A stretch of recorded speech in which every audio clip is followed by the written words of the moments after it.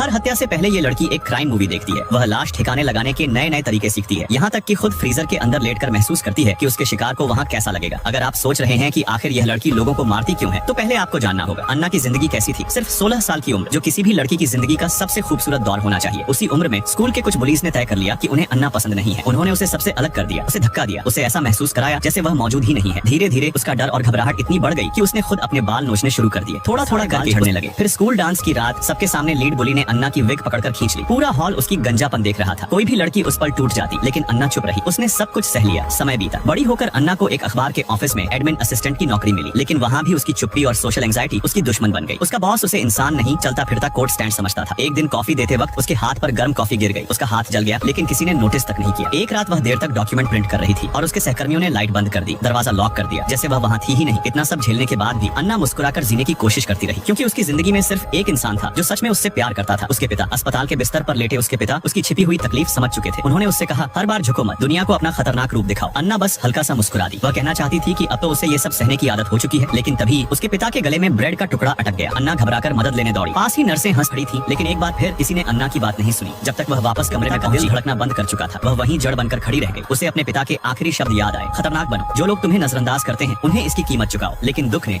उसके गुस्से को अंदर ही अंदर दबा दिया। उसे खुद से नफरत होने लगी कि वह इतनी कम एम्बुलेंस उसके पास से तेजी से गुजरती है और उसे फिर अनदेखा कर देती है। अन्ना अपने पिता के ट्रक में बैठती है और बहुत देर तक रोती रहती है। मुस्कुराकर जीना उसके पिता ने सिखाया था, लेकिन क्या ऐसी जिंदगी में कोई सच में मुस्कुरा सकता है? उसी पल अन्ना ने फैसला कर लिया, अब सब बदलना होगा। वह शीशे के सामने खड़ी हुई, अपने चेहरे को डरावना बनाने की कोशिश की, ठीक वैसे जैसे उसके पिता चाहते थे। ये काफी नहीं था, लेकिन यही उसकी नई खूनी शुरुआत थी।